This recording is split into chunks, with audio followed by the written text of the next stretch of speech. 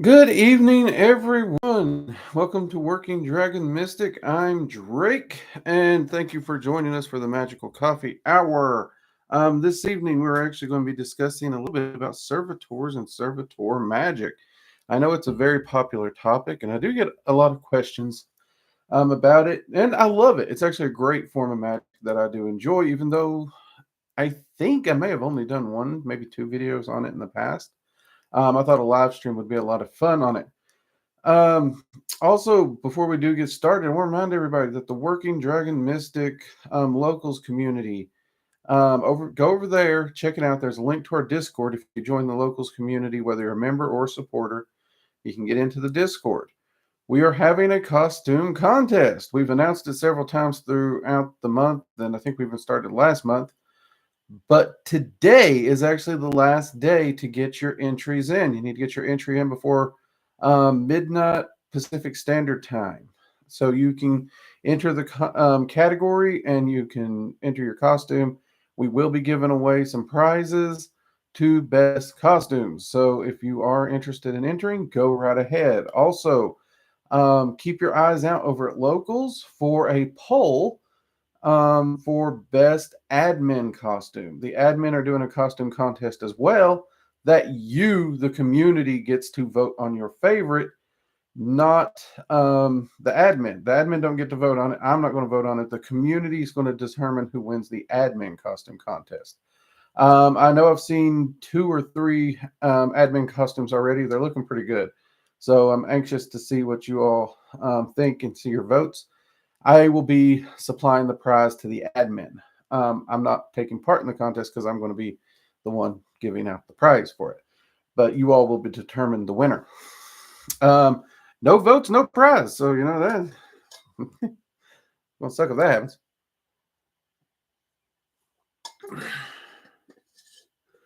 happens. Is this members only? No, this is not members only. This is live on YouTube.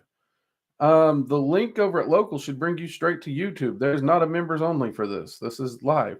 The admin contest itself is, or the costume contest in the Discord are both public. They're not members only either, if that's what you're asking. Where are they having trouble getting in? Are you talking about the live, the Discord, what? Because the admin can look at that. Like if we need to drop a new Discord link, maybe the link's out of date or something, we can try that. But this, if you're having trouble at locals, then just have them go to YouTube and try it because this is live on YouTube. I post the link there to locals, just as another place for y'all to see it's coming up. Also, yes, Bruce is correct. Please hit that like button. Give us the thumbs up. So this is a public YouTube. Anyone coming through YouTube can see us.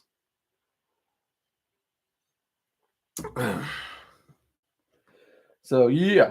And yeah, hit that like button. It does help with the algorithm. I'm going to admit the algorithm right now is not being the kindest to our channel. It's an election year, be that what it may. Advertising and stuff like that really don't give a squat about people like me. There's a lot of things business-wise and advertising-wise that are far more important. But at the same time, any comments on videos or likes on videos just helps push us more. Because at this point in time, we still are dependent on monetization. We are trying to build the locals community so we can break free of monetization altogether. But for now, we are still dependent on that monetization to run the show. So your thumbs up actually help a lot more than you may think. Immortal, good to see you. Glad you could join us. Bornoldus, glad you could join us. And thank you for dropping the links, Immortal. Yes, Immortal dropped the links to our Rumbler channel or our Rumble channel. There is the locals community there. And then there's the workingdragonmystic.com website where we try to catch everything. So yeah, there we go. For those who are wondering, yes, I have moved the live streams back 1 hour. So for East Coasters, that's 8 o'clock in the evening. For West Coasters, that's give me a minute. That's 5. That'll be 5 in the afternoon. gives everybody a bit more time to go to work, get home from the rush hour and all that crap, right? Thank you. Yep. Thank you, Ed. Appreciate it. Eden, by the way, it's Scooby932. Had to change it to my name for professional reasons. Hey, no problem. No problem. You got to change it for professional reasons. I understand that. I got to do a lot of things for professional reasons. Some of the things like I might have to bite my lip on and groan about, but I will be professional. So I get it.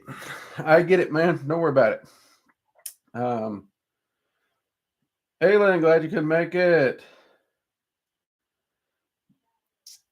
Let's see. Discipline of Lord Dionysus. I have a question about your wife. You are most into dragon magic. So, what about her? What kind of path she works with? She just kind of does her own thing. She really does. She doesn't necessarily have a focused practice. Now, she is actually probably one of the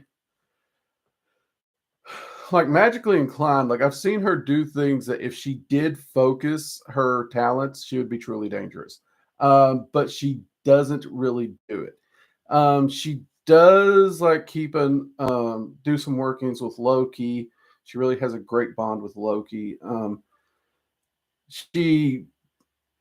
She doesn't practice dragon magic at the same time. Like my guardian and my co-magician running around the house, they have an amazing relationship with my wife. They will absolutely poke and prod her to get her attention when she's reading, if she needs to remember something.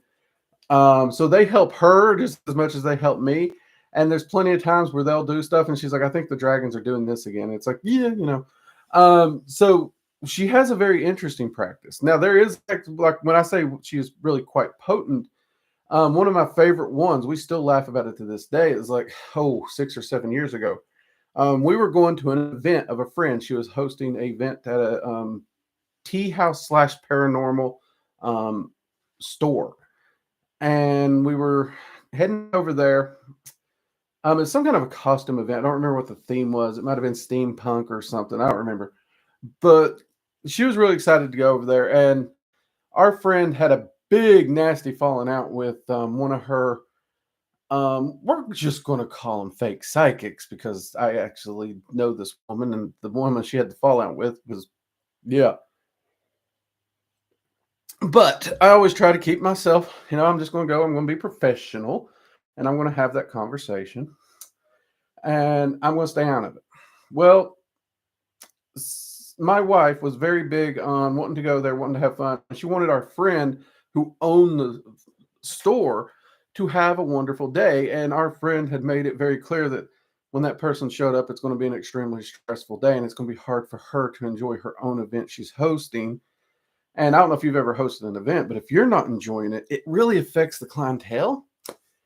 From our house to this location, there is a bridge you have to go through or go over. It's one of those bridges that open and close to let ships go through. The Navy has to go through here, right? We got through there, no problem, no traffic, everything was great.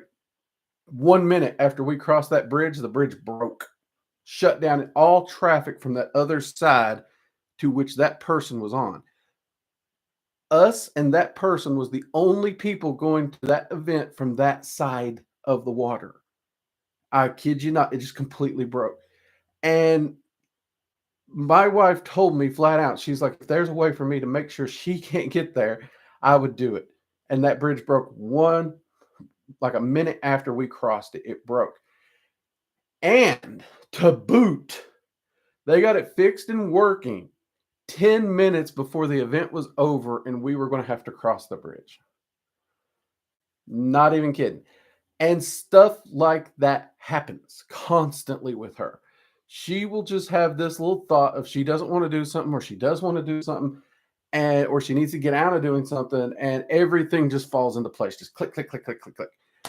And you can see it in her Navy career. You can see it in social events that she don't want to go to. It's just that kind of thing. Otherwise, I mean, she don't really have a focused practice. She will occasionally do spell work, but it's got to be something she truly cares about. Truth be told, I think the largest amount of her spell work is to keep me safe or from doing something stupid. You really want my honest opinion.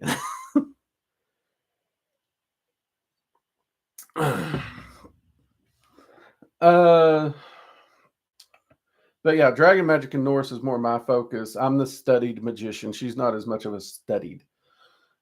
She just kind of does things and follows her groove. Even when she does a spell, she'll just kind of collect what she feels like. In fact, when we go for a walk or hiking, she's that person that's randomly picking up rocks or sticks. She don't need them. She half the time she don't even bring them in the house. She's just going to carry them around while we're walking.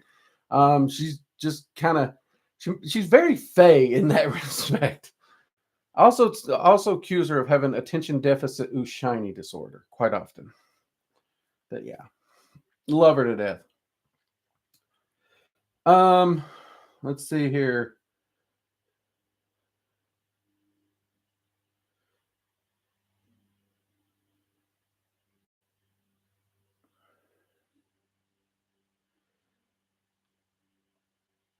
Thomas, welcome. Glad you can make it. Realize you were live. When it comes to servitors, I've heard that it's best to only have a couple, as managing a lot can become very troublesome. Do you agree? Okay, that's actually a great question. So, yes, on to our servitor topic. I will get some questions in here too as we're going. But yeah, servitors are a great form of magic because you can actually put the energy into them and you can get them up and running and they can begin to help you. And a lot of people do say that, you should only have one, two, maybe three going at a time because of maintenance. And maintenance is a thing. So when it comes to how many servitors should you have, honestly, for most people, I mean, this day and age, I would have to say for most people, the two or three is probably a good number.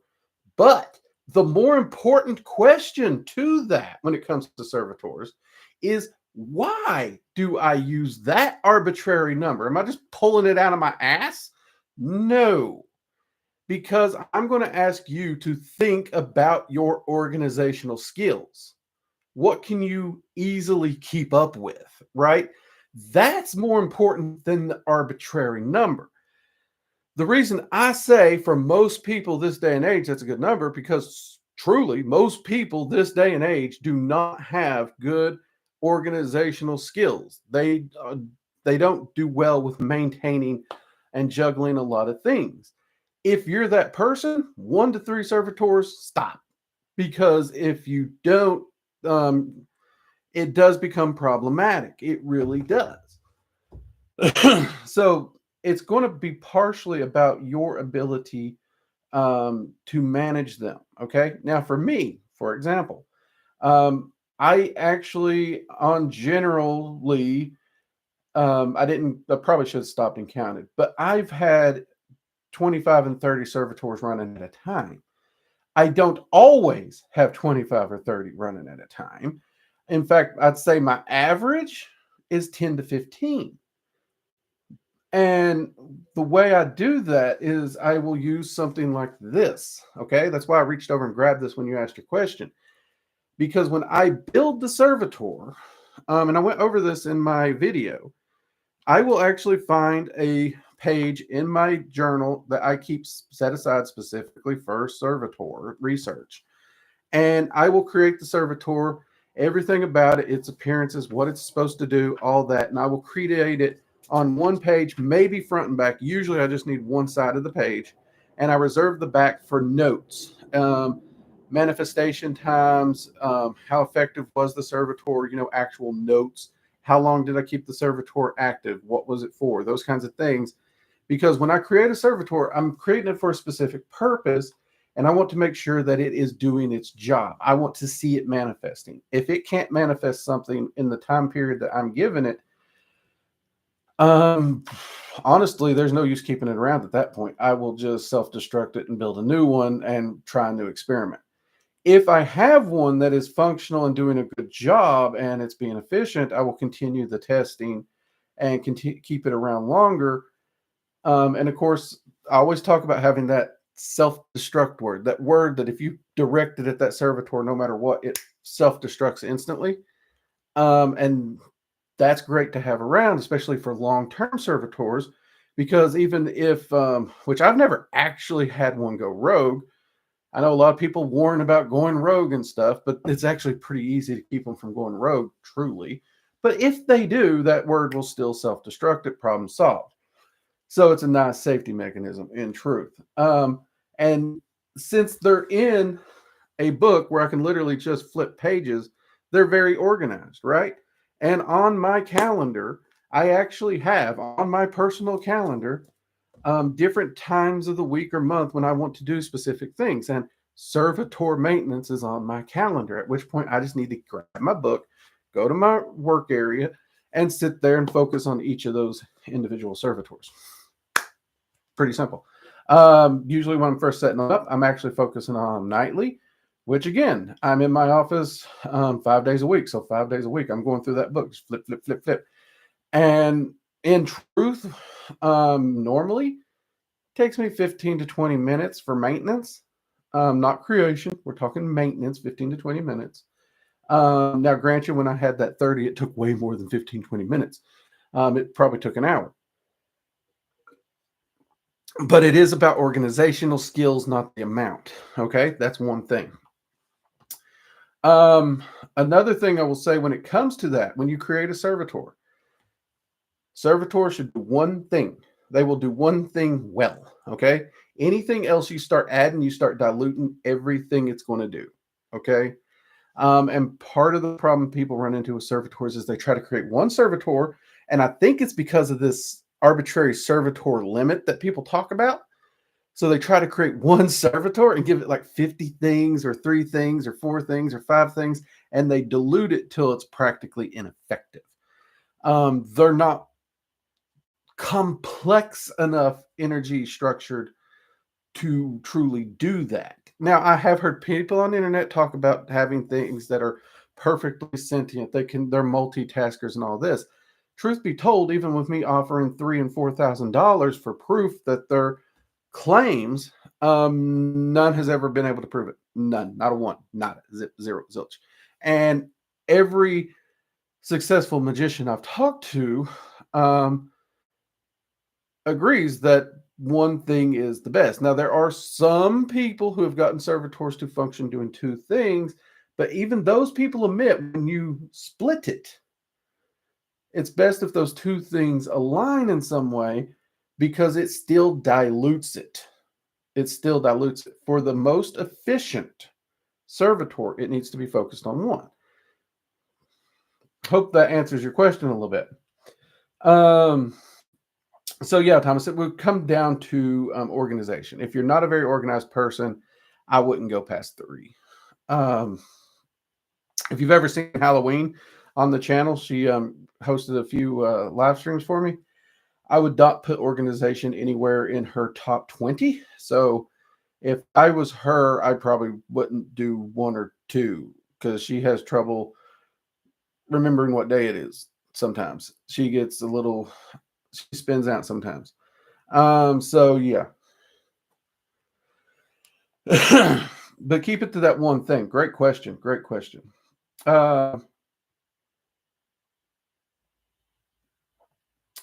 Bruce, any more scary stories coming? Actually, I do hope so. I was thinking about getting together and discussing some scary stories with a couple of the admin. There's actually a lot of mysteries, just kind of real world mystery, kind of unexplained things that I've considered talking about. Like I love DB Cooper, for example. I thought about doing a roundtable on DB Cooper. I know it's not really paranormal and whatnot, though some people do wrap him up in the occult. Not spooky, but that made me think of it. So you may see a few roundtables pop up with us discussing some things like that. But yeah, hopefully we'll have some scary stories coming up. And I actually spoke with the admin. Was that last week? And I'm looking at getting some of the admin to help do some paranormal investigations where we're actually going to film. I want to do a roundtable after the investigation where we go over the evidence, record us talking about it so we can share the evidence with you all as well as the roundtable and see how it goes. Whether we catch anything at all or catch nothing at all, I want to share that experience with the community. I think it'll be a lot of fun. I really do. There's a place in Washington State I'm looking at. Shouldn't be overly difficult to get to, and some of the admin, I think we could all fly in pretty easy. So it's going to be one of those things. I think that would be a great starter site for something like this. Hopefully I'll be able to get everybody on a plane and fly out there next summer or fall so we can get that up. It's a project. Every one of us is in a different location right now. But yeah, as far as just general scary stories, yeah. I'm actually talking to a few people if they would be okay with me sharing their scary stories or if they would come on and share them. So far, they're not cool coming on, but they're okay giving me the story and letting me share their experience. One of them's wanting me to change the names. So if I can get the okay and get them to sign off and let me officially share those stories and get the stories in hand, I'll be sharing those. And hopefully being able to share it and discuss it in a roundtable fashion. So it's not just me reading it to you or something.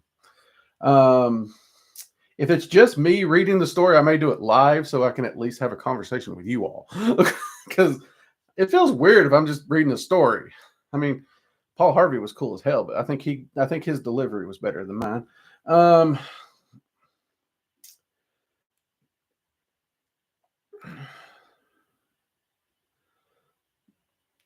Let's see what we got here. I'm excited about tonight's topic. Thank you, Immortal. Yeah. Oh, another thing when it comes to servitors, think really closely about what you're actually making your servitor for. Okay. A lot of people will do servitors for things like finding a girlfriend, a boyfriend, whatever it may be, finding a partner. One of the things I would recommend against, and this is, you can take this for what it's worth, but this is my professional opinion.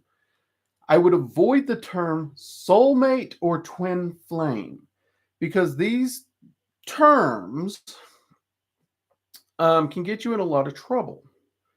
When you're looking for a partner, when you're looking for a girlfriend, potentially someone who's going to become a life partner, you need to understand what you're doing. And when we create a servitor, we are creating something to find something or someone for us as we are, right? And soulmate, I'm not going to discredit the entire term soulmate because at any given point, there is someone that I could say is actually genuinely 100% perfect for us. The problem is most of the time, no matter how perfect they are in that moment, if the two of you don't grow and develop together, that means absolute horseshit because you become two different people, right? You become two different people. And therein lies the biggest problem. And every time I have watched somebody utilize a servitor using a term like soulmate or twin flame, the servitor finds that perfect match, but ultimately it's a perfect match in the moment only, and these people grow apart. And there's a lot of thought processes behind this in the magician community and debate and discussion. Is it because the people were just bad at relationships? It could be. Absolutely, it could be. Because once you meet the person, the servitor's job is done. It's up to you to maintain it. I will absolutely totally agree with that. So that is the thing. Like if you two aren't working as a team the whole time, you're going to grow apart. So pointless. And that's why, by and large, I tell people to avoid the soulmate concept as a whole because you need to focus more on you and them, not the whole soulmate concept. The whole soulmate concept has become a excuse, literally an excuse for why relationships don't work out. As, oh, well, they weren't my soulmate after all, or no. Something went wrong and you need to hold both parties accountable. Both parties. There's something that went wrong. Maybe you two weren't actually compatible. Maybe you were very compatible, but something changed in your lives. We change as people. Our ideals change. Our values change. What we're pursuing in life change, right? And your partner might not change. Those are all really, really real possibilities that you got to consider.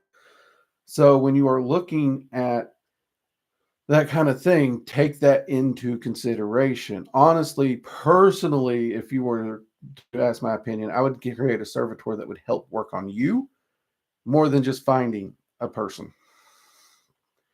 But we can get back into that.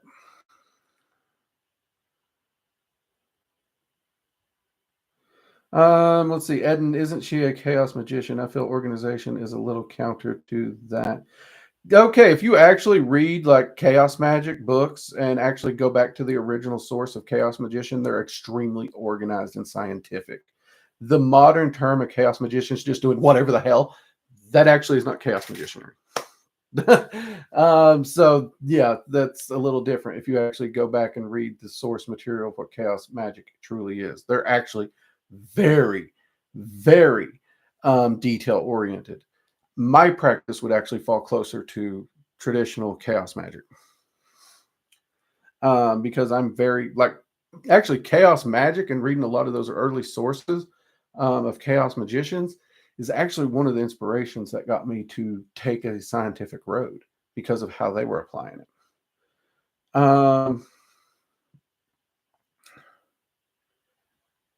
Let's see. Do-do-do. Whereabouts in Washington State? I'm from Olympia. It's a place referred to as Manresa Castle. It's supposed to be a haunted location. Um, I've been through that area a time or two. It's pretty neat looking. I've always wanted to try and stay. I've heard varying, like high activity, absolutely nothing there, but I think it'd be a lot of fun. And like I said, it's an easy place to fly in and get to. So yeah. For those in Washington, I was actually thinking, like, I have a business trip that I may have to take into that area even before this investigation. If that trip to Washington State comes about, I do plan to let the community know so that we might be able to meet up at a park or someplace and say hi, shake hands, maybe have a cup of coffee. If you're in Washington State, if that happens, because it will be like where I have to go is if you, it's somewhere between like, for those in Washington, it's like the Port Townsend to Bremerton area, somewhere where they're wanting to meet up and have that discussion with me. So if you're somewhere in that vicinity, I know that like I think there's a ferry or a boat that goes from Seattle side to that side, so it might be an easy trip for some people. I don't know how much people would even enjoy meeting my ass in person, but if you're in the vicinity, I will try to give you guys a 3 or 4 weeks notice before I go out there. So if you want to, you can come say hi and have a cup of coffee with me, or just hang out and swap stories and that crazy, you know.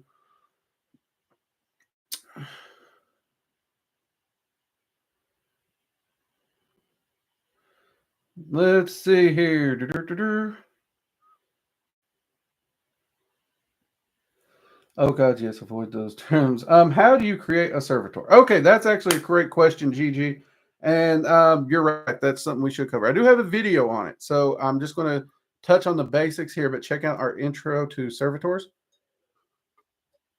What the servitor is, it's a focused energy that is put into something with a mild sentience that is supposed to focus on a task, right? Prosperity servitors are very, very helpful. And the method I use, the method I have had the most success with over the years, okay? And that's the method I recommend because I've tested a lot and I've had varying degrees. This method seems to get the best results, and I've fallen in love with this method.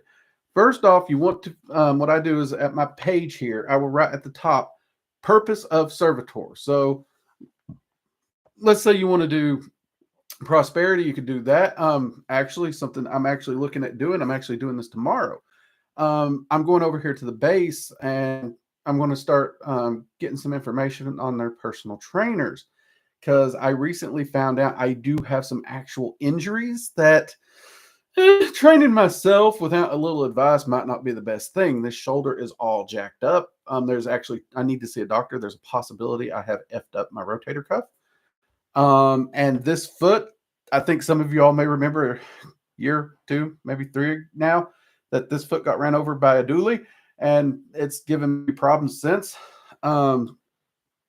So I'm wanting to get into doing a bit more at the gym just to get me out of the house for one, but I also want to talk to a personal trainer about doing it safely, knowing what physical limitations living the way I've lived has caused, because I've done some stupid stuff in my life. So I'm actually looking at creating a servitor for my physical training. Okay. So that is something you can do. So that would be what I write here. The next thing I do is I want to give the servitor a name. I genuinely want to give it a name. Now, I got a friend. Me and him, we joke all the time. We really do. Because you all know I got Bob the Skull. Okay. Well, Bob the Skull, like I've had Bob the Skull since 1990, I think. It was a stupid ass Halloween decoration that I scared my sister with. And for whatever reason, I just kept it in my bedroom for the longest time because it was a good memory between me and her, right? And it actually got the name because my friend Hub just started calling it Bob. So, yeah, I've always had Bob the Skull. So the fact that he became a mascot of this channel is hilarious, even though I think some of you associate him with a certain literary character that, yeah, I would rather not be associated with, but that's okay. That's okay. Anywho, moving on. So the point of that is I actually have a friend. They honestly have servitors. Every servitor is named Bob with a number. They're like Bob 1, Bob 2, Bob 3. Like, if you really want to be like cheesy and uncreative, you could do it. You really can do it. And he has great success with his servitors, by the way. So I'm not knocking it in any way. At the same time, I know in here in chat right now, Bornoldus popped up. Bornoldus is a creative junkie. Okay? He really is. He's a junkie. He has to get his creative fix. Like, it's like crack on the man. It really is. And there's nothing wrong with that either. I may pick on him sometimes. But that's me being a friend. It's because I love him. Right, Bornoldus? You know I love you. That's why I pick on you. He comes up with some amazing names. Absolutely amazing. And Immortal is another creative person. I don't know if he does it with names and stuff, but like I've seen his creative work. It's pretty cool. So if you're a creative person and you want to come up with fancy names, you could do that, right? Nothing wrong with that. I would avoid using names that you associate with deities. Like I wouldn't use Thor, right? Because sometimes entities can get a little bitchy that you created a servitor instead of just going to them. So I avoid that, but just come up with any kind of name. I'll admit I'm not good with names. I come up with simple names like George, Greg, Bob. I have used Bob before. Or I'll look to video game characters and still a name there. But I never use the same name twice. Like if I have a servitor with a name, I do not personally use that name again until I completely dismantle the servitor that's attached to it. Okay. So once you have a name, give a description of the servitor. What do they look like? What's their appearance? Picture them in your head. And I want you to actually be focusing on them and picturing them in your head while you're doing this. What do they look like? What does Bob look like? And describe them only in a short paragraph. It only needs to be like 3 or 4 lines. You don't need to overdo it. Okay. Just 3 or 4 lines. And then write in there specifically what it is you want this servitor to help you with. In my case, I'm looking to build strength. I'm wanting to work on certain parts of my body that are weakened because of injuries, and I'm wanting to build myself back up. Ideally, my target is to get back into fight condition, down to my fight weight. And I know that that may not be possible with some of my injuries, but that is my ideal goal. I want to work toward that. And that's what I'm going to set the servitor to. Okay.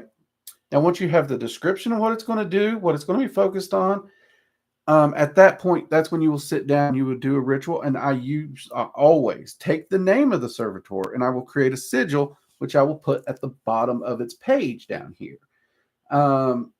And I will create a sigil using that name. Whether I always use runes. Okay. Some people use the rose circle from ceremonial matches or the witch's circle you've seen in some Wiccan covens.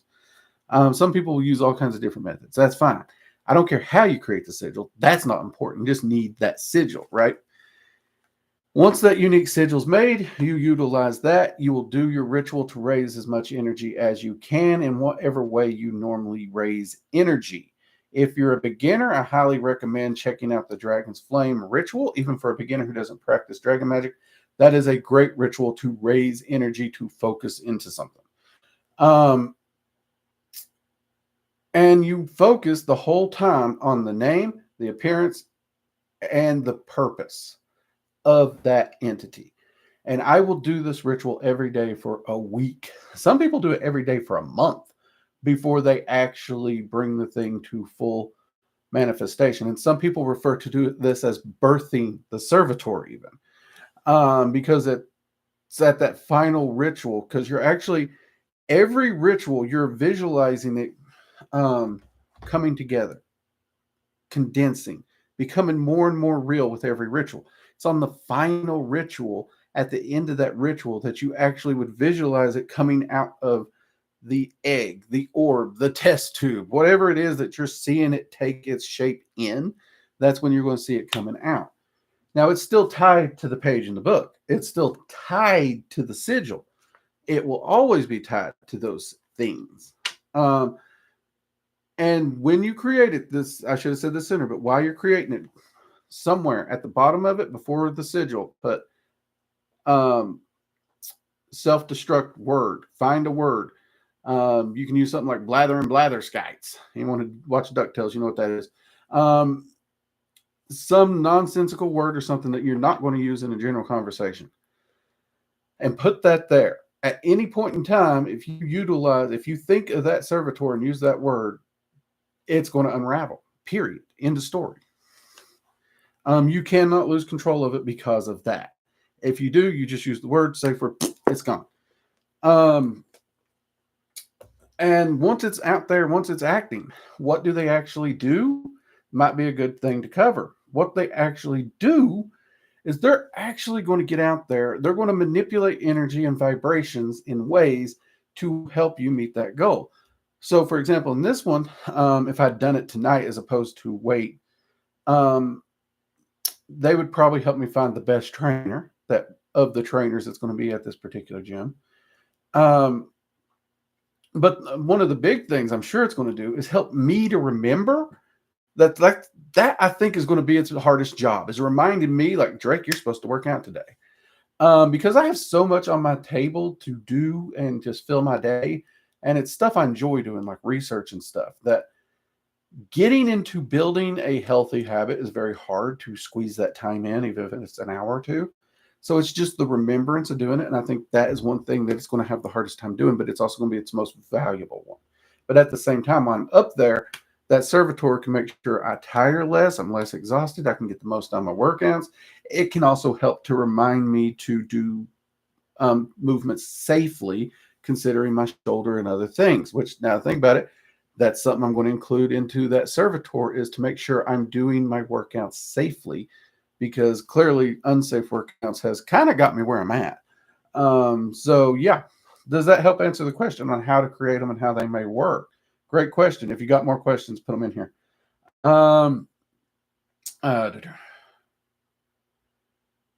Oh, you shared the link. Thank you. Well, there's a link to the intro to Servitor video also. Thank you, Immortal. Look at you on top of it in there. I need to buy you a cup of coffee or something, man.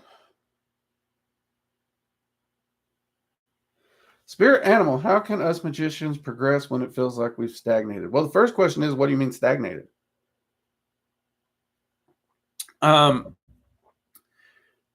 There is a point in life where part of magic is a pursuit of something you want.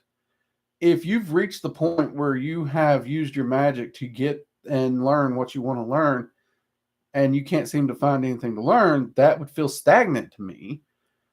But at the same time, you kind of have to have something you're pursuing. You really do. And you need to find that pursuit. You can also use path working. For example, for the local supporters, you all know that we're getting ready to do the Summer Fae path working, because that the summer court will start in on the winter solstice. So we're going to have to start talking about it, building up to it. And I got a special treat for y'all. I'll talk about in a minute. Those path workings can actually help you find things that you need to work on to improve yourself that you may not even know there's there. You can path work anything, even with the Norse. Go to entities you work with now. Ask them point blank, what are my weak points? What can I work on? How can I develop myself? And what are your goals? Because if your goals, like here at Working Dragon Mystic, we like to focus on self-mastery, self-empowerment.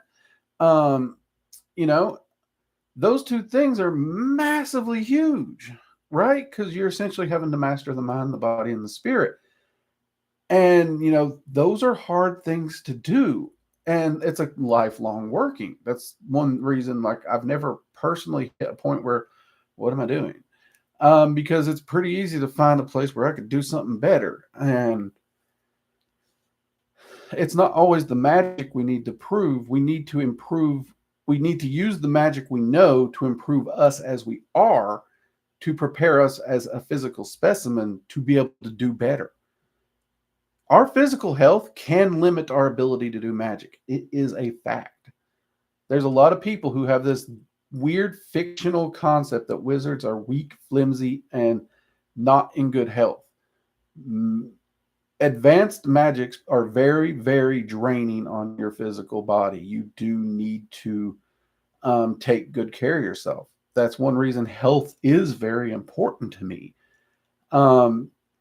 I like to be active. I like to make sure I'm in good health, but I also know that if my health suffers, my magical practice will suffer. And I'm not down for letting my magical practice suffer like that. So potentially, if you're stagnating, look at all those areas. That actually might be another great idea for a video itself there. Animal Spirit might actually be talking about stagnation.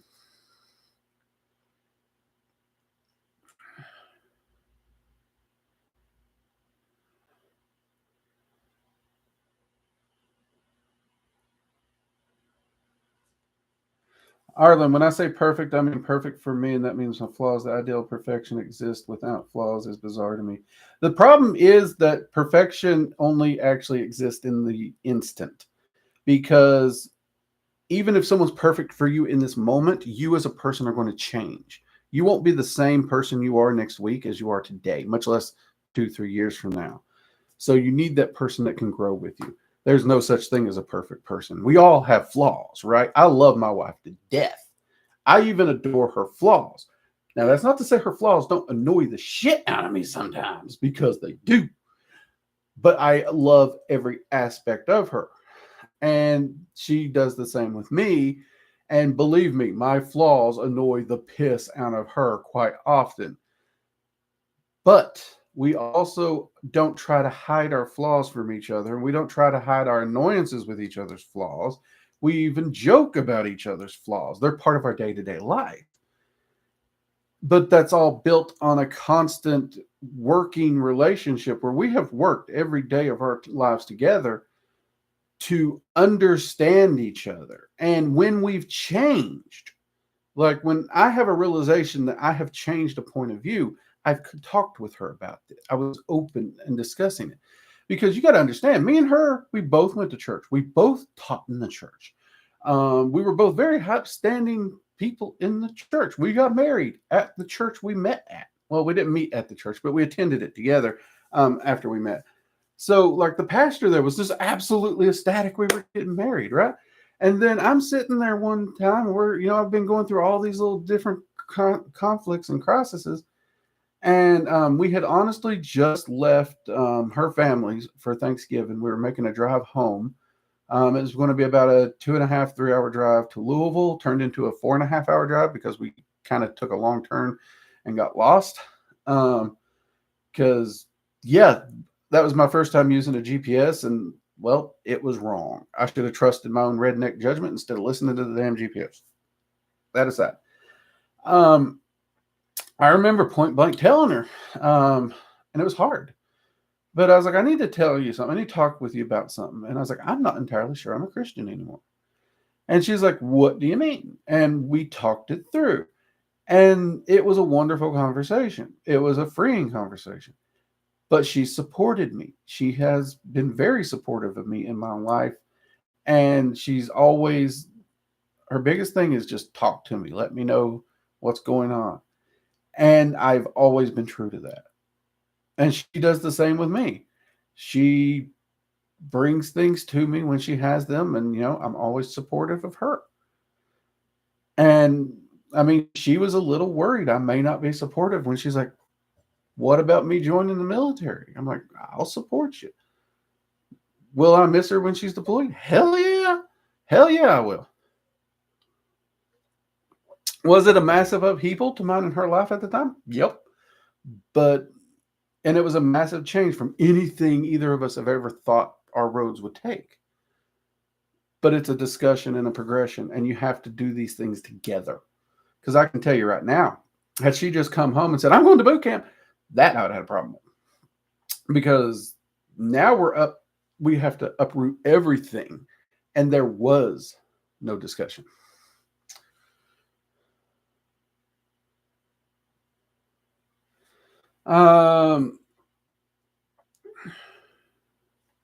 Eden, I got some research to do on chaos magic then, because I love research and proof in relation of scientific method. Yes.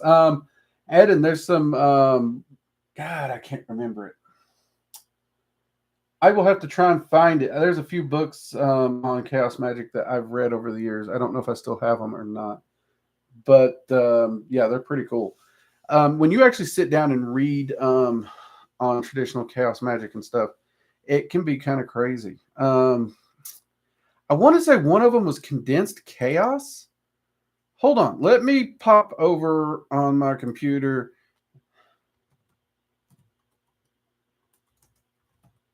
And see if this is the book I'm thinking about. It's like bright, ugly, and it ain't bringing it up.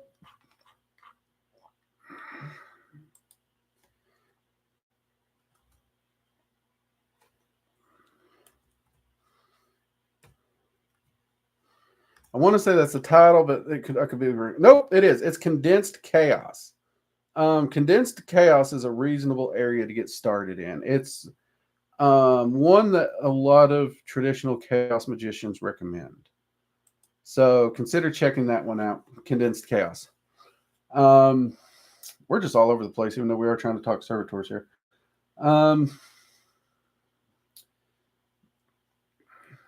That would be lovely. We recognize the area. Great. Like I said, if you all recognize the area, it'd be fun to see you.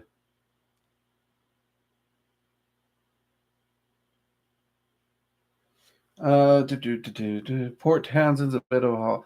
Like I said, I don't know if it'll be Port Townsend proper or if it'll be closer to Bremerton, but to my understanding, actually, we did used to live in Bremerton, so they're not too far apart. So it might be a bit of a haul for either of you on either side there. Eden, I miss Southern folk up here. Just get a taste of culture that's closer to home. I heard that when we were stationed in the Pacific Northwest. I thought I would enjoy leaving the South, and I got out of the South, and I realized how good I had it in the South. And yeah, when I retire, I'm going South. I'm heading back to the South. I love Southern culture. There's just something about it and how friendly it was. Like, I truly missed it.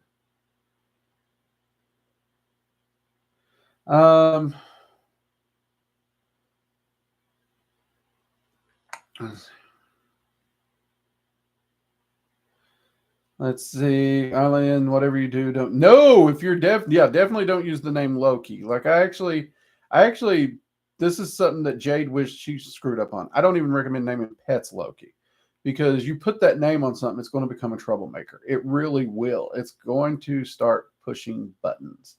It'll push the buttons for the right reason, but I would never even name a pet Loki, much less a servitor or something like that, because you're only asking for trouble.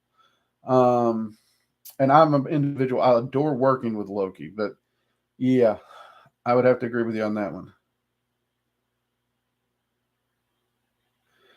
Immortal, I like to use names sometimes use names that are similar to the servitor's job. That's actually a good idea. I actually know a person who uses translators to find names based on like the word that it's meant to do, whether it's prosperity, health, those kinds of things. So that's actually a pretty good idea.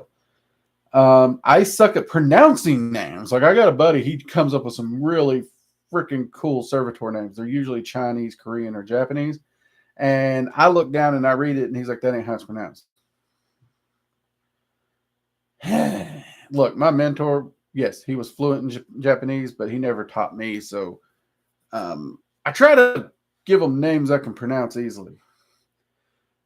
Like, you all do not know how hard it was for me to do the draconic path working through Dragon Magic 101 and 102 and get these dragon names. And I'm like, what the hell is this? And there's a few of them you all see. I still, like, I do my best, but I still have to slow down to pronounce them.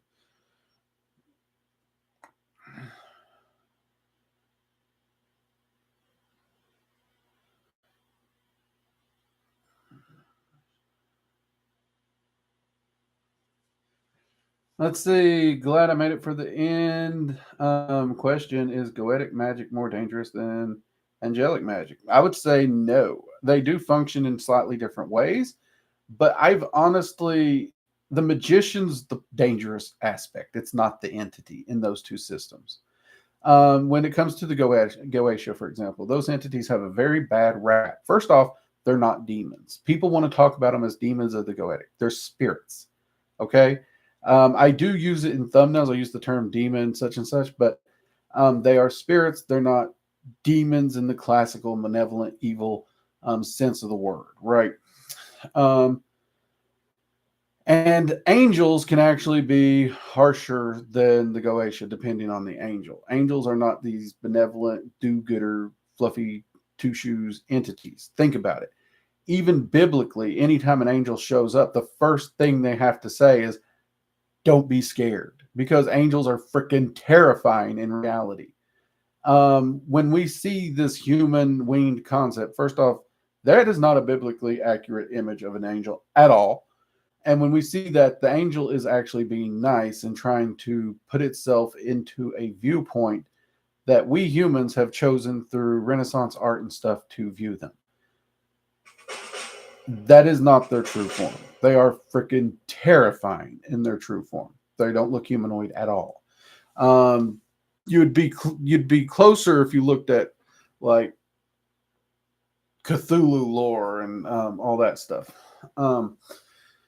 So yeah, it's not about is one safer than the other. The true answer to that is outside religious bias. No, the magician's the problem. What are you doing? Are you insulting them? Are you threatening them? Are you doing stupid things in rituals? Those are the things that can cause magic to get dangerous. It's not the entity. In fact, the only time I've had stuff go wrong in Goetic magic is when I was doing traditional Solomonic rites and I was using threats. Point blank. Anytime I've come to an entity out of respect, I've never had an issue. Period. With any entity. The one exception to that somebody might throw at my face is, what about Ra? We heard about you working with Ra. Okay. Ra never fucked with me in any way dangerous, right? When we use the word dangerous, I have to admit Ra never was a danger to me. We don't work together because he demanded worship and I refused to worship. He would not respect me. And I was like, that's not going to happen. So was there a problem with the respect? There was a problem with the respect. There wasn't a problem with danger. See, there is a difference there. And I'll be honest, 9 times out of 10, the magician has done something stupid. It's usually not the system. Or they entered into a system that functions in a way that they're going to call it dangerous. They're going to blame the system instead of themselves. And it's not the system. For example, many of you have heard me talk about my first foray into the Qliphoth. Now, I knew the Qliphoth is a harsh system, a very, very harsh system. I knew this. The Qliphoth, can it be dangerous? Yes, if the magician is unprepared for it. But guess what? So is mountain climbing. You need to have the skills and you need to have the fortitude and the abilities to do it. Just because it's doable, just because it's functional, doesn't mean everyone and their grandmother can do it. Right? Okay, I knew this. And then my intelligently stupid self was in a hotel room on a business trip for a week. I had a book on the cliff off that I was doing some basic research because I was thinking about path working it. And what did I do? On Monday, sphere 1. La la la, read it. Oh, look, I'm going to tinker. I tinkered open sphere. Day 2, tinkered open second sphere.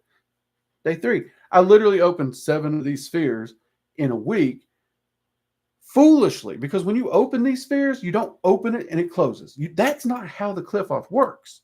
You open it, there's lessons that must be learned. There's a process to go through before it ever closes. If that process is not complete, there's nothing you as a magician can ever do to close it until the process is complete. And even worse, I completely put that book out of my mind for 2 years, which meant all 7 spheres were completely wrecking havoc because they were trying to teach these lessons all at the same time because of me. My fault, not their fault. And I wasn't even doing the work because I just put the book down and decided I'd deal with the cliff off. We were getting ready to move. I knew a move was coming in a couple of years. I was going to wait till after the move, but I had already opened the door. The door doesn't close until lessons are learned. I was the danger, not the system. You don't blame the system for your mistakes. Does that make sense, Rainbow?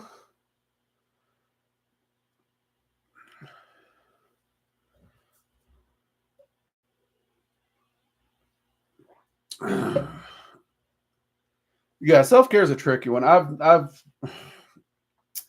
I'll be honest, most of my physical fitness I had to give to friends because I used to train with a lot of friends, and all the friends I used to train with and do kinds of crazy stuff, go on long camping trips and hikes with, they've all passed away. And outside that, like I've always had extremely physical jobs. So until, what was it, 8 or 9 years ago, where I got more of a stationary job. Like I've never had stationary jobs where I'm not doing physical labor. So I've never had to mindfully take care of myself. And it's really bit me in the ass.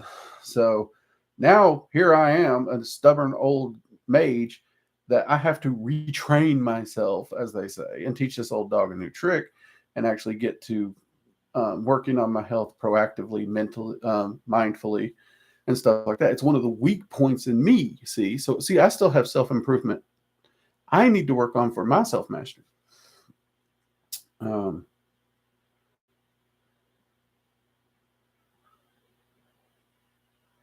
Let's see. Scarlet Shield. I need more info on how to improve my servitor communication with them and verify their existence. Okay, first off, if you doubt their existence in the creation of a servitor, you're literally going to unravel the servitor during its creation. That's one thing. You literally, like any magic, doubt will kill the spell. Well, with servitors, doubt will even kill the construction of the thing, right? So you got to set that doubt aside. You got to go in with, you got to suspend doubt and just go through and apply it to the work and the test. I know that is very hard. I'm a very skeptical person. What I had to do was I had to go through it, assuming everything was going to work, and apply the testing and see if things were manifesting. And if it didn't, like I told myself when I initially studied, because you all know I did a path working for an entire year to disprove magic didn't work because it was bullshit. I was getting fed up with religion and everything.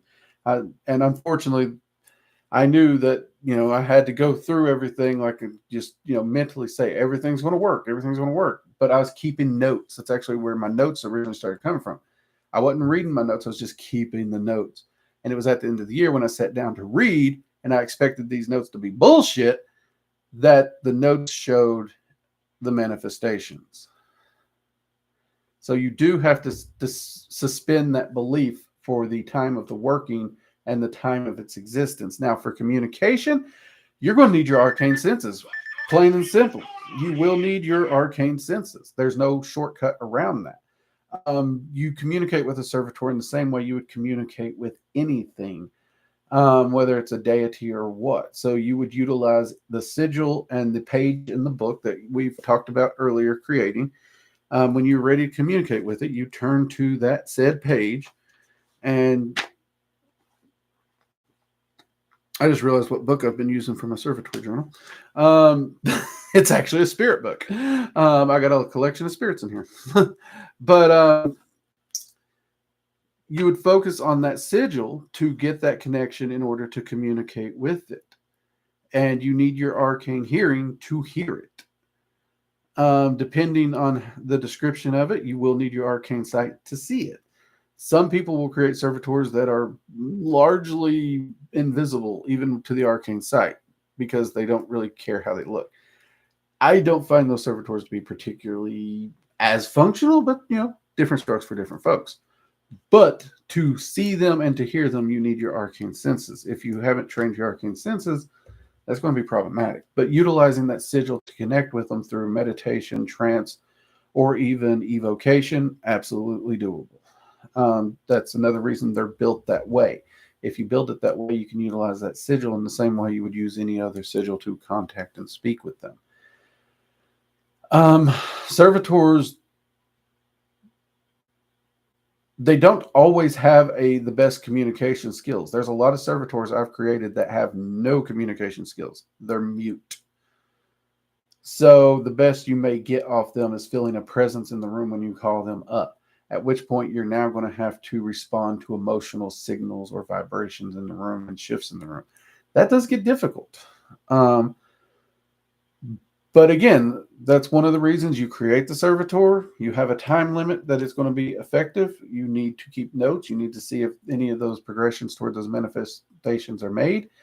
And you need to destroy the servitor and recreate it. If during that time communication was a problem, make sure the next one you give it a physical form that you specifically denote to it. You give it a voice. Even give it a voice that you would recognize. Like you can choose, for example, a video game character. Give it a voice that you would recognize specifically, so that you know what you're listening for when you're contacting it. You can give it those specific details. All those things is one reason why we create them and destroy them, is because we can refine our method. But we also have to refine ourselves as magicians.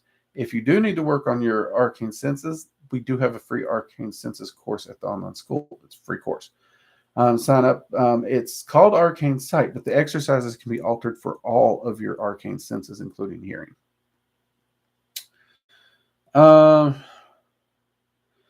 Angela, can servitors help improve health? Yes, to some extent. So, for example, you can create a servitor specifically to help you get over an illness. Like I have created servitors when friends of mine get sick, and I will send them to help them. And the moment they're better, I destroy the servitor. Like I said, I'm literally creating one to help me with some of my physical fitness and rehabbing on my shoulder and stuff like that, right? So that's a form of health, right? Now, the thing is, they're going to work in what ways they can. Now, can I create a servitor that's going to get rid of my epilepsy? Not likely. The best that servitor is going to be able to do is try to manipulate medical science in some way that they might be able to find a cure. But just to magically, woo, you're better? Probably not. Could I create a servitor that's going to unfuck my knee for me? Because this particular knee over here, like this, it's jacked. There's no way around it. It is jacked. Probably not. However, there are exceptions to the probably not. There are many entities that I've worked with that, when they asked point blank, what are some of the things that if I could, what would they be improving? Joint pain and all these things. I used to just live in pain. If I was walking through the house, I sounded like a bowl of Rice Krispies. And I'm not talking just in the morning. I mean, I creaked and cracked every step of my life. And I remember very specifically Azazel. He's like, I'm going to work on that. I'm like, sure, you do that. And it's one of those things where even unknowingly, I was led down changes in my lifestyle. And one of those changes that Azazel led me to was like the carnivore diet. Is the carnivore diet for everyone? No.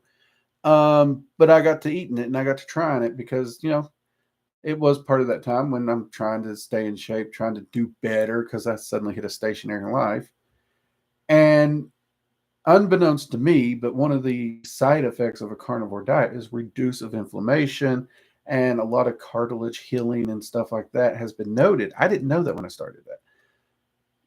But 3 months into trying to eat carnivore, I'm going to say trying because, there's an adjustment. It's not easy to stay on track. My joint pain, that creaking and cracking, went away. A servitor could do a similar thing where they're going to, if there's a road like changing a diet or something, they can try to push and guide and get that information to you. But if you don't do it, then they've done what they can. So they can help with health. You just got to be realistic in the ways that you attempt it. And you have to understand, sometimes you may attempt something that at this point in time in humanity, there may not be a road to. I'm not going to lie, I would give anything, really, for medical science to find a real, genuine cure for epilepsy, not just for my ass, but for the millions of kids out there that suffer from it. I grew up with this. Like, I don't even think about it as an issue so much just because I've had it. Like, every part of my life, it's just like breathing. But when I stopped to think about literally what it's done, how much easier things would have been without it, I would love for them to find a cure, less for me, but more for others, because there's still people who have their whole lives ahead of them. In fact, epilepsy is the road that opened up keto and carnivore to me. Ironically, that's the door they used to get me there. So be mindful of things like that when you're looking at health. Because Magick needs us to do our part for the best that we can. So yeah, they can help. We just got to be mindful of it. So yeah.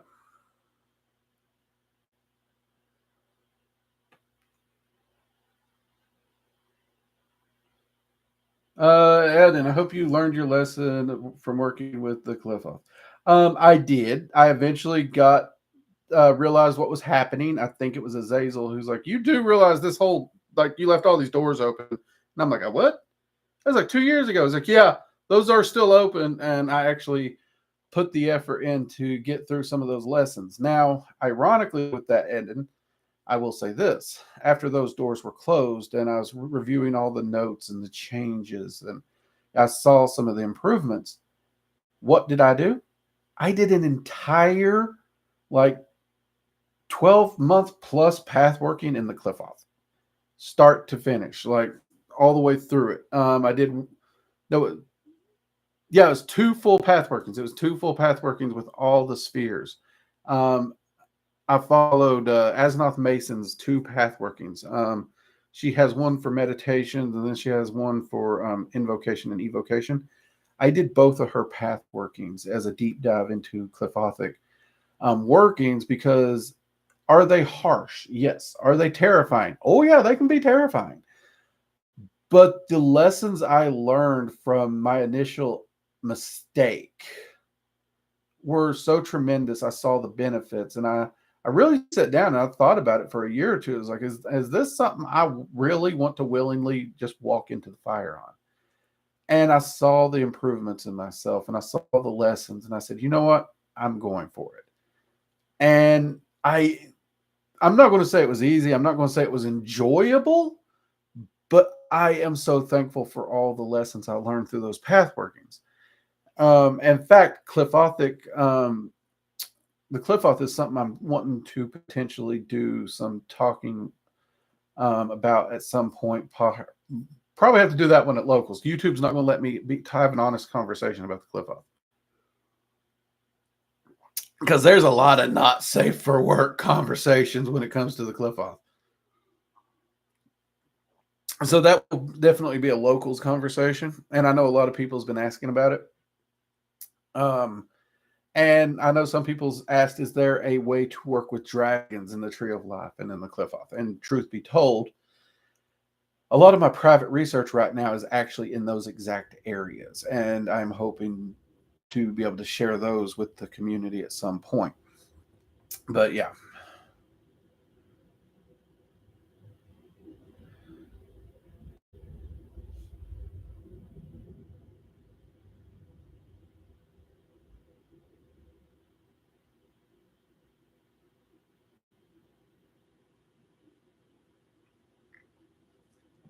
Let's see. More truth in that show. Uh, yeah, Ra is not Goetic. Ra is just an Egyptian deity, and yeah, I don't work with the Egyptian pantheon a lot because of their heavy push for worship. I don't worship. I don't kneel. I don't do anything. Bruce, any recommended mantras? Honestly, in truth, I usually recommend you write your own mantras. I don't use a whole lot of mantras. The mantras I do use, um, um, I use one from an initiatory practice that I can't share. Anyone who took Dragon Magic 101, you will recognize the Draconish Balas Lux Tenebris. I use that quite a bit as just a general go-to mantra. Outside of that, I usually write my own, or I use some kind of a prayer or incantation for my mantras, depending on my working. So I have used, for example, my hailings for Odin. I've used them as a mantra when working with Odin for meditation work. It's a hailing that I wrote for myself. Same thing with Freya. Um, and Hell, I have hailings that I use for them, and I'll just use those hailings repeated over and over as a mantra. So I don't really use mantras a lot outside very specific things like, the one the dragons gave that is in Dragon Magic 101. I want to say it's in. I want to say it's in 101. I don't use them a whole lot. I really don't.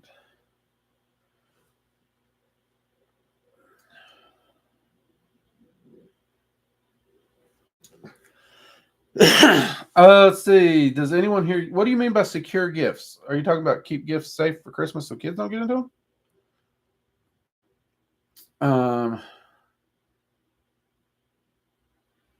So it depends on what you mean by the term secure gifts. Because if you're talking about like psychic gifts, there's no such thing as a psychic gift. Every human on the planet has the same ability. It's just got to be trained. Some people are a bit more talented at it, just like some people are naturally better sprinters, or some people are naturally better lifters. But anyone can train to improve their abilities. Psychic abilities or paranormal abilities or any of those are not gifts. It's not like, oh, look, you're blessed. You're one of these rare people that have it. Now, if you're asking if a servitor can help you train those, in theory, yes. Though at the same time, it's kind of tricky to do some servitor magic if you don't already have your arcane hearing and sight trained, unless you're creating a servitor that you have no intentions of communicating with, which a lot of people do. And many people have a lot of success with that. So you could go through the process of creating it, having the self-destruct word, all those things set in place, and just putting it out there like any other spell. And it's going to try and help you to point you to areas and stuff that can help you train those. But at the same time, if you're working on your arcane senses, why you would make a mute, unseeable servitor seems kind of pointless, because making one that could be heard and seen, the one that you can have a conversation with, would also really help train those senses. If that's what you mean by gifts. Like I said, if you just mean keep people away from the Christmas tree peeking at gifts, or keep from where you're hiding the gifts, they can do that. They can do that. Suspending doubt can be the hardest thing a magician has to do. You are absolutely right. It is one of the hardest. It is actually probably the thing that stops most people from progressing in their practice. It truly can.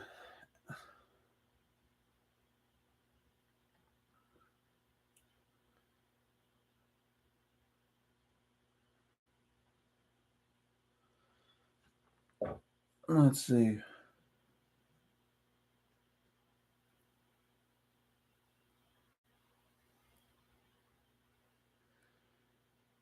I've seen some pretty sophisticatedly created servitors. But honestly, the more sophisticated they get in like multitasking, they fall apart no matter how sophisticatedly created they are. That's kind of the problem. I am always open minded to seeing if someone can change that. Every person who's made the claim has not been able to back it up with anything, absolutely anything. Um, so, it's something I know some people have been experimenting with for many, many years. But so far, that limitation has not been broken. Now, when you say more effective, like that one single thing, like I've seen servitors extremely effective on that one single thing. So it depends on how you're using the word sophisticated and whatnot. And I'm always awaiting for that person who can show their work, show how they've done it, show that they've broken the mold. And that will be an amazing day for me, personally speaking. We're always growing. But I'm also somebody, I'm not just going to take someone's word on it when, I'll be honest, the last 10 people to make the claim that they got these amazingly powerful servitors and they can manifest anything, they're also in debt up to their ears, living with their mother in their basement and can't even keep a steady paycheck. So they're not manifesting too much. So that's an immediate kind of setback if you can't even manifest enough to pay your bills. And standard servitors can, you pretty much aren't creating anything better than the other people. So that is kind of a measurement.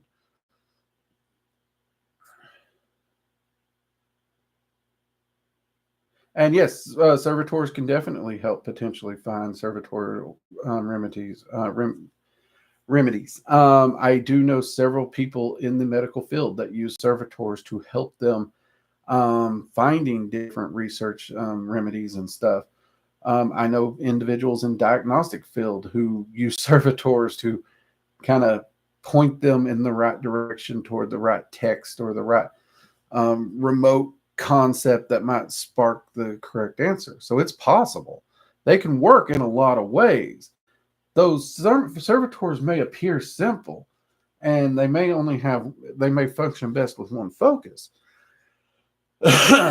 They are actually quite capable to do a lot within that one spectrum. Um, and I would never downplay what a servitor is capable of within that. Um, I would argue servitors are actually quite a sophisticated form of magic, but they're also sophisticated and they do require the magician themselves to train themselves because the sophistication of the magician and the servitor are somewhat interlinked. And yes, the servitor can point you to certain things and can, get you going in the right direction. It can't literally take control and do it for you.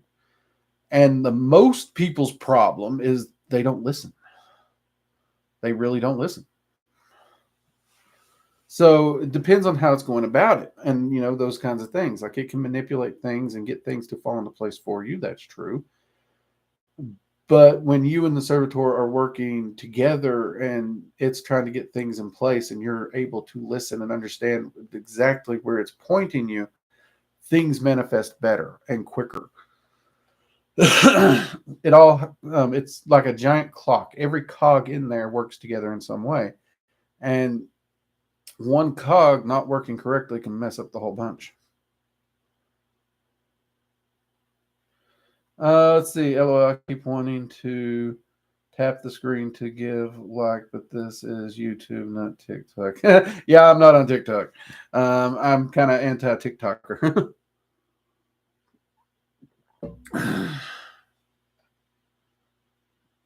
Let's see. Yeah, I've done a part of the work and it's harsh, but it is rewarding. It really is. It's not for everybody by no means. Um,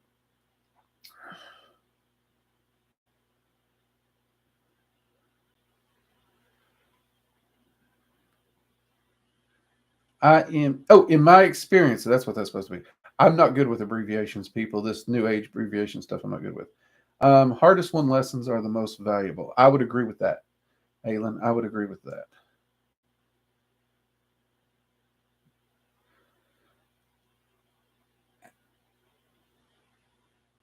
Joe, yes, I wish like I'm not going to lie. There's days where it may be goofy or not, but I have actually worked on servitors and telekinetic kind of experiments with no fruit at all, absolutely none.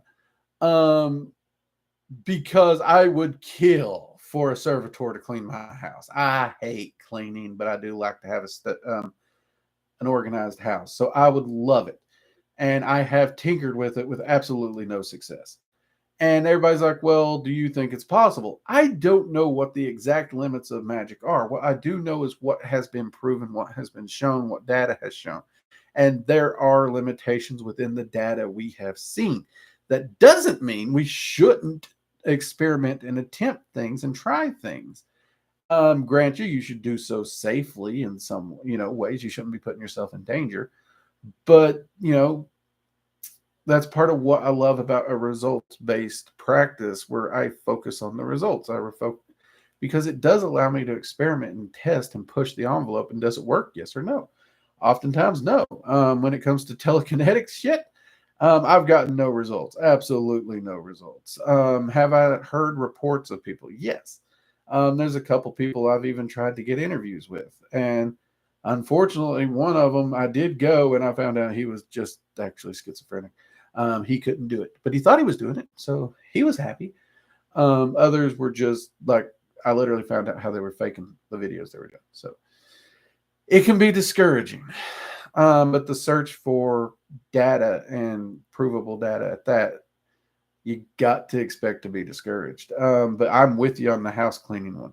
Like, seriously, when it comes to spells that are absolutely real, house cleaning might be the first spell I want. Like fictional spells, like I would love that.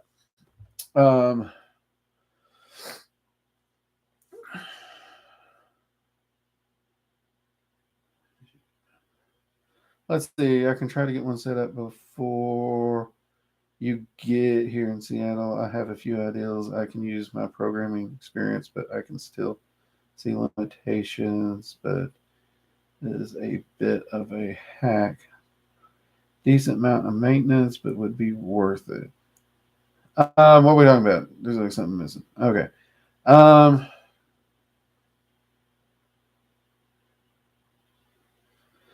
Google user, I'm hoping to create a servitor soon for wealth and business ideals. I've heard a lot of good people had a lot of success with servitors for those Google user. I don't know if I have it, but I know that there's a group called Gallery of Magic. They have a few servitor books, and I've heard their books are really great, especially for beginners getting into servitor work. I want to say I've read one of them. I want to say it. I can't swear to it, but I want to say it. But of the people I know who do servitor magic, even as a primary practice, they swear by those books. So, and honestly, they're amazing magicians. I have the utmost respect for them. So the fact that they would recommend those books, check those out. You can find Gallery of Magic. You can probably Google it and it'll pop up and you can find their books. And to my understanding, their books are affordable too. And yes, I'm running over and Immortal's throwing clocks at me. That's okay. We do need to get wrapped up though. I've got a lot to do. Have I seen the TV series Lucifer? I have actually. I actually kind of enjoyed it and their take and spin on it. I really did. I didn't see. I think it's the last two seasons. I don't think I saw those. Um, so I don't know how they concluded it, but I did enjoy what I saw. It's getting a little weird toward the end. It's getting a little weird. I was less happy with some of the later seasons, which might be also why I never actually have taken time to finish the last two.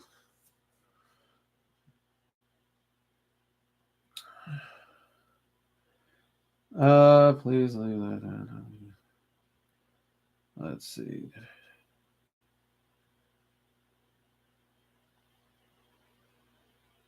Let's see. Can your spirit guides initiate you into the cliff off without realizing it? Nope, absolutely not. They cannot. Spirit guides, that's a weird concept too, in truth, but no, you cannot be initiated into anything without your knowledge. Period. Not doable.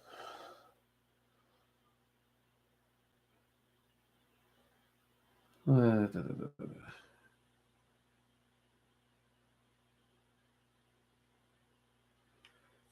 if spirits can move doors, why can't they open the dishwasher?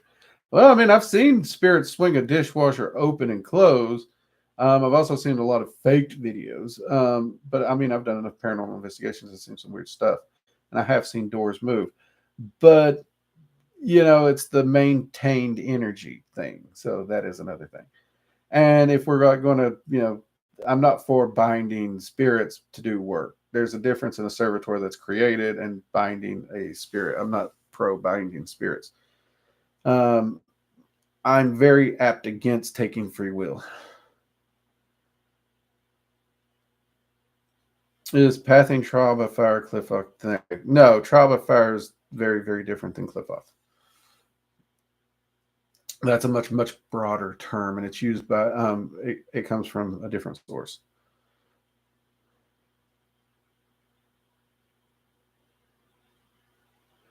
Jenny, Susan, what's a group of spirits that I would never work with and why?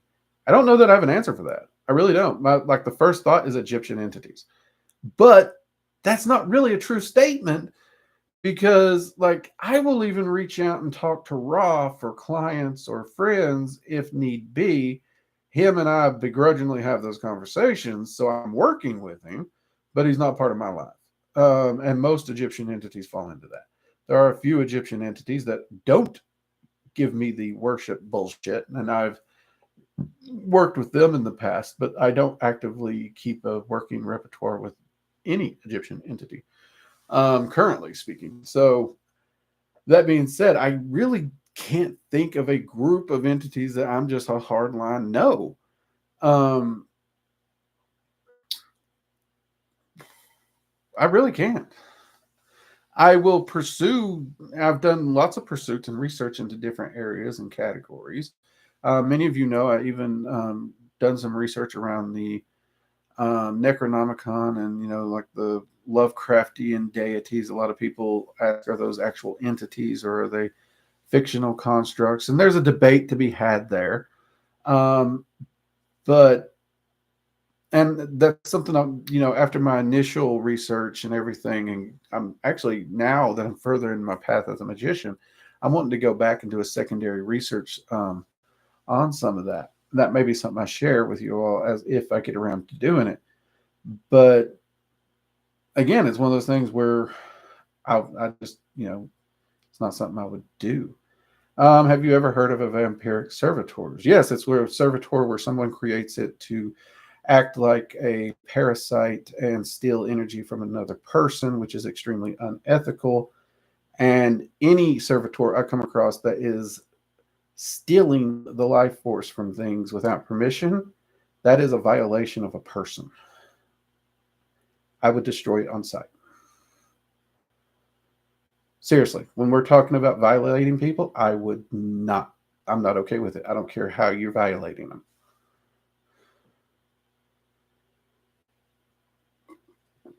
A servitor is a construct made by a magician to do a specific task. That's what it is. It's essentially a focused and controlled thought form. It's a purposely created thought form. Most thought forms are created at random at emotional energy or something, and they float around. They weren't created intentionally. They weren't created with a purpose. They're just random energy that coalesces and gets semi-sentience. They're more like an amoeba. They almost have just base survival instincts. Maybe even thought forms might hit jellyfish intelligence, which jellyfish have no brains. So take that for a servitor is created with purpose. It's given a lot more form, and it has a specific construct, purpose, and focus, and it works to achieve that. In a lot of ways, some people think servitor magic gave rise to the concept of constructs like golems. I don't think the two histories actually overlap. I can see why some people might think that, but I don't think the two histories overlap. Golems actually have a different history. But they are both constructs in different senses. So that would be the simplest side of it. But yeah, I can tell you point blank, if anyone's violating a person, taking their energy without permission, you're no friend of mine. And when it comes to that kind of stuff, I'm not misspeaking when I use the word violate, because I put that right up there with the R word. 4 letters, ends with E, and YouTube won't let me say it. So if you want to know where my ethical line is, there you go, people.